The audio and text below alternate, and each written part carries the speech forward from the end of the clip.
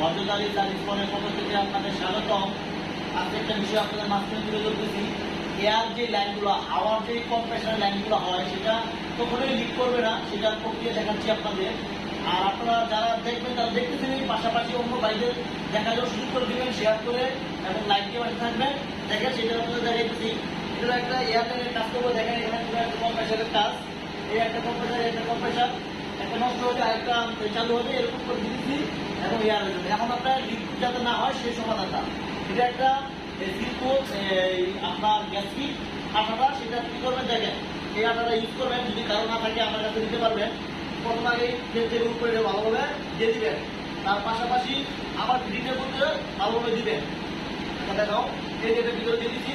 ইনশাআল্লাহ ইনশাআল্লাহ এটা আপনি ফাইনালি ভালোভাবে টাইট দিবেন, আর কখনো লিক করবে না। আমরা একটা ওভার কাজ করেছি, এত লিক হয়নি।